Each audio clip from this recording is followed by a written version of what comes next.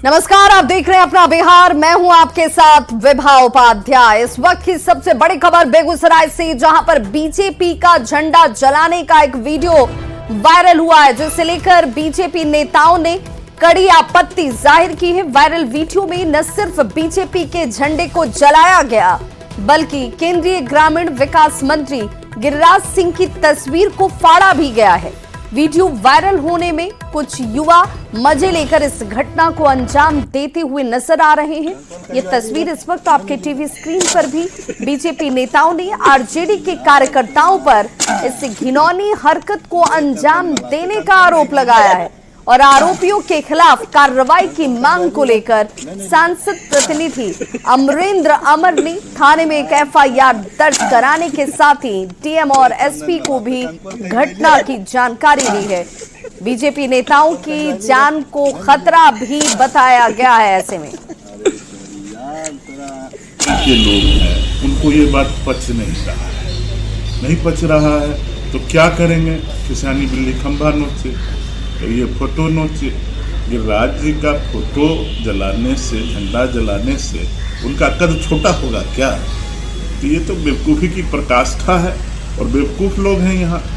कल एक बंधु हमसे पूछ रहे थे कि भाई राजद के युवराज आए थे बेगूसराय और कह रहे थे कि भाजपा का खाता नहीं खुलेगा।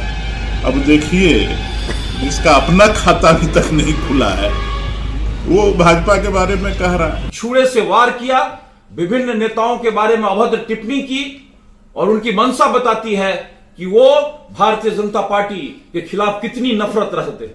ये आपराधिक कृत्य भी है और उनकी मंशा को भी दिखाता है।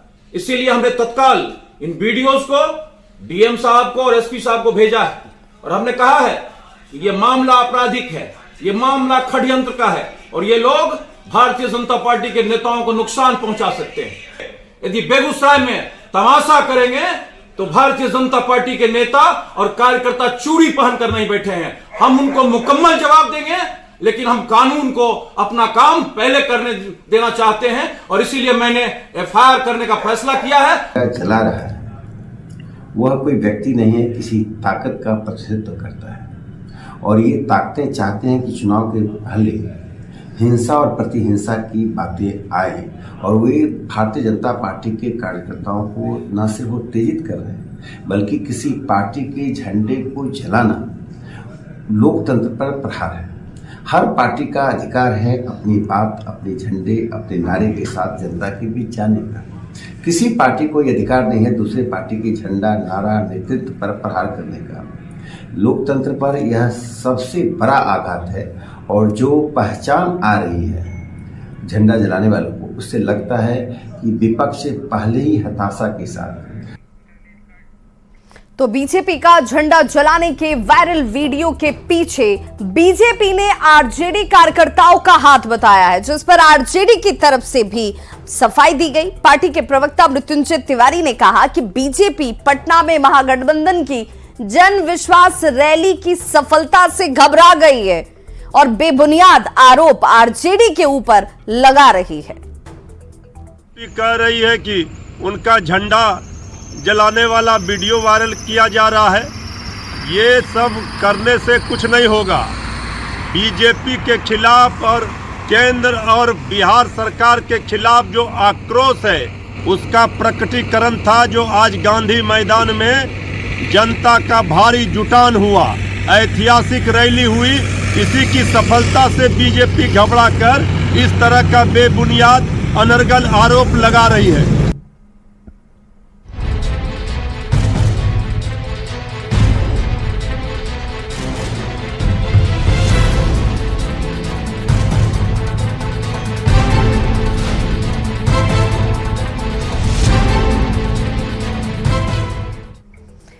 पटना में इंडिया अलायंस की जन विश्वास रैली हुई। रैली में तेजस्वी यादव और लालू प्रसाद के साथ राहुल गांधी और अलायंस के दूसरे दलों के नेता भी शामिल रहे।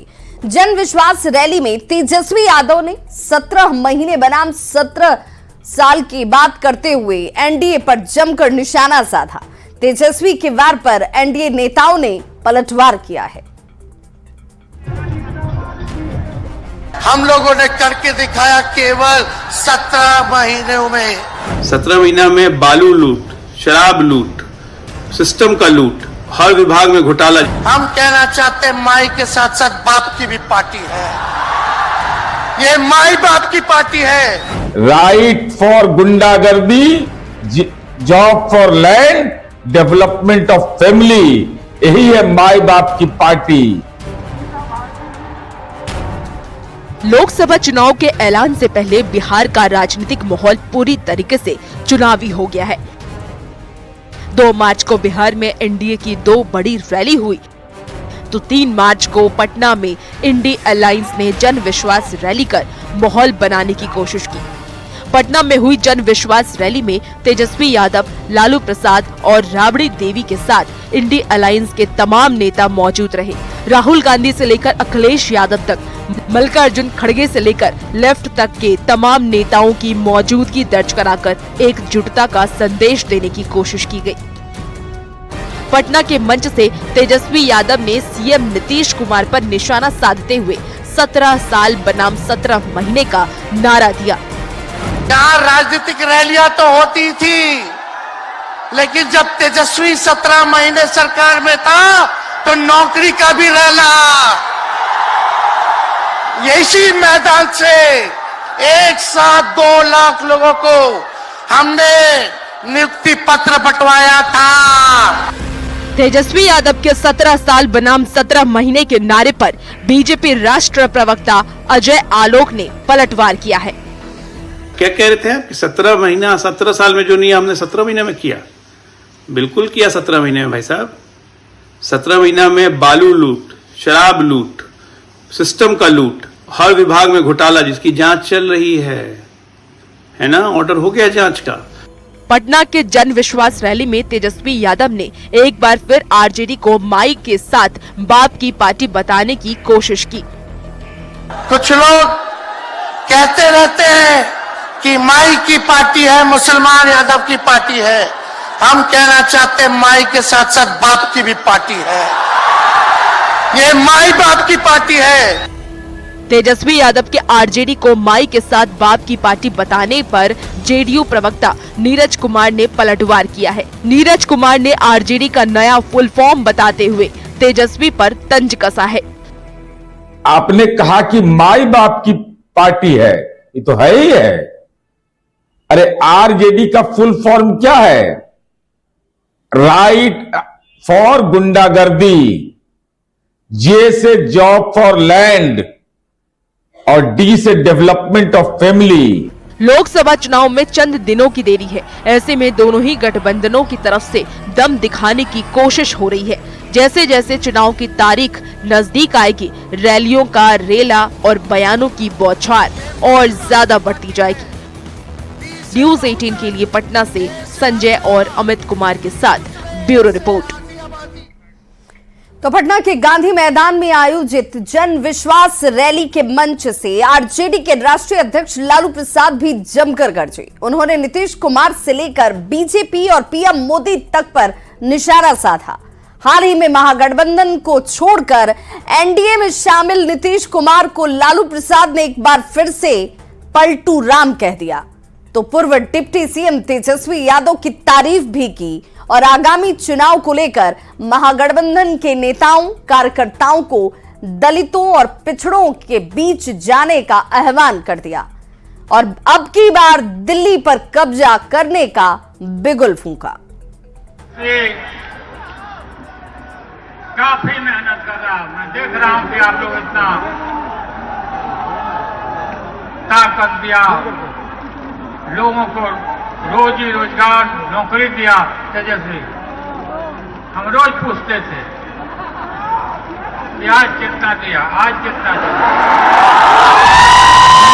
नीतीश कुमार जी को हमने कोई गाली गलौज नहीं दिया। तो पहली बार यहां से निकले थे तो हम उनको कोई गाली नहीं दिया, उनको यही कहा कि पलटू राम है। आप लोग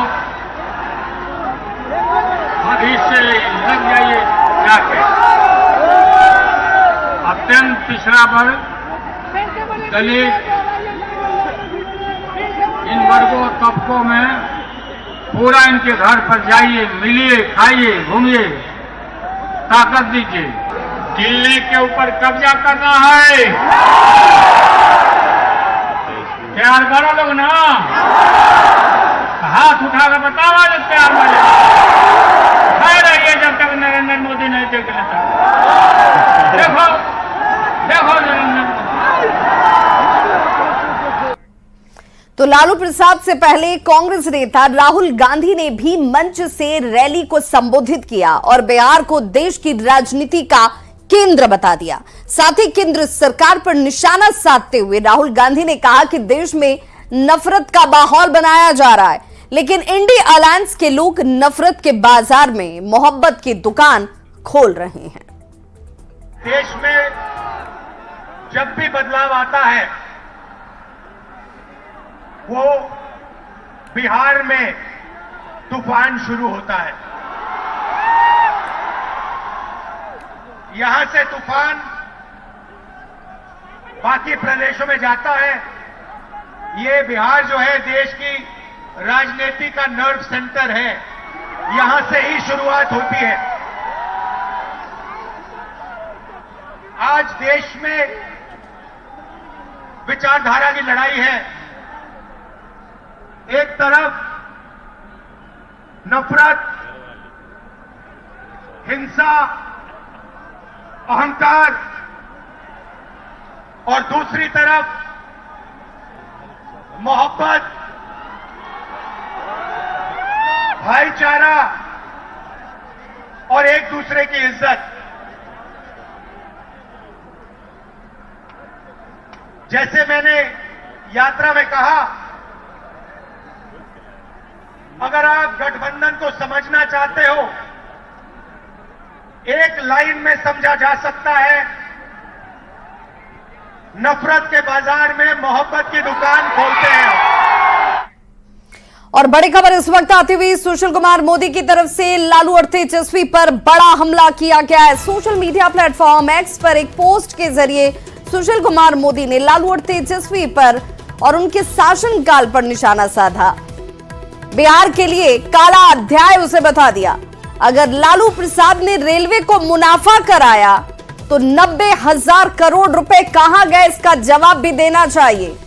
रेल मंत्री के रूप में लालू प्रसाद ने नौकरी के बदले जमीन लेने का ऐसा घोटाला किया कि परिवार के 5 लोगों को जमानत लेनी पड़ी। आंचलिक साहित्यकार फणीश्वर नाथ रेणु की आज जयंती है, लेकिन आज भी रेणु के गांव को साहित्यिक पर्यटक स्थल बनाने का सपना अधूरा ही है। अररिया के रेणु गांव में करीब 1.5 करोड़ की लागत से फणीश्वर नाथ रेणु स्मृति भवन सोसाइटी बनाया गया था, लेकिन आज तक इसे जीवंत नहीं किया जा सका। इस पर ज्यादा जानकारी दे रहे संवाददाता सतीश कुमार।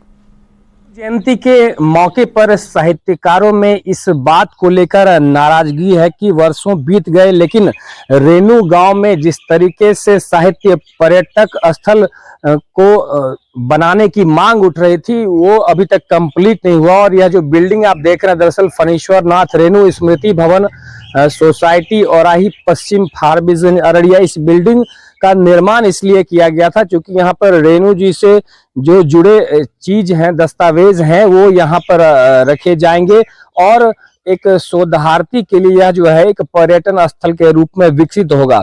लेकिन यह आज तक जो है डेवलप नहीं किया जा सका है। क्या कारण है यहाँ जानते हैं सीधे, क्योंकि 1,62,00,000 की लागत से यह इस बिल्डिंग का निर्माण कराया गया था। ये क्या है बिल्डिंग और पर्यटन स्थल को लेकर जो है क्या संभावना है? देखिए, बिहार के माननीय मुख्यमंत्री श्री नीतीश कुमार जी मेरे घर लगातार कई बार आए, तो उसी क्रम में एक बार जब आए तो मैंने कहा कि आप कोई ऐसी निशानी यहाँ दीजिए रेणु जी के नाम पे जहाँ एक छत के नीचे सारी चीजें हो। तो उन्होंने इस बिल्डिंग को दिया, तो उन्होंने कहा क्या सब चाहिए। मैंने कहा कि जहाँ पे ये पुस्तकालय हो, म्यूजियम हो और अतिथिशाला हो, चूंकि यहाँ पे देश विदेश के लोग आते हैं, शोधार्थी आते हैं, तो हमें उन्हें तो काफी दिक्कतों का सामना करना तो पड़ता ही है, साथ ही हमें भी करना पड़ता है। तो फिर उन्होंने ये भवन बनवाया यहाँ पे, लेकिन जिस उद्देश्य से ये बना है वो उद्देश्य पूरा करने में अभी तक ये नाकामयाब नहीं है। कब स्टार्ट हुआ था बनना? ये 15-16 में बनके तैयार है। 15-16 से। इसमें बचा हुआ काम क्या है? इसमें शेष बचा हुआ काम है, जैसे पुस्तकालय के लिए पुस्तकें उपलब्ध नहीं है और म्यूजियम के लिए जो सारी चीजें मुझे चाहिए, मतलब जैसे कि मेन स्क्रिप्ट बाबूजी की है, उसको सुरक्षित रखने के लिए तो बहुत ही टेक्निकल चीज चाहिए, तो अन्य चीजें चाहिए, उनके कपड़े हैं, उनके जूते हैं, उनके बहुत सारी चीजें हैं जो मैंने पटना में रखा हुआ है। तो यहाँ पे मुझे अभी तक वो सुविधा नहीं मिल पा रही है, ना जिला प्रशासन की ओर से कोई मदद मिल पा रही है। देश और विदेश में किसी पहचान के मोहताज नहीं है, लेकिन उनके ही घर में, उनके ही गांव में जो यह 1,62,00,000 रुपए की लागत से जो रेणु शोधार्थी भवन यहाँ पर रिसर्च करने के लिए जो बाहर से लोग आएंगे, अभी तक जो है बनकर तैयार नहीं हुआ है। ऐसे में अररिया के साहित्यकारों में भी मायूसी है। तो इस बुलेटिन में बस इतना ही, लेकिन न्यूज़ 18 बिहार झारखंड पर खबरों का सिलसिला लगातार जारी है।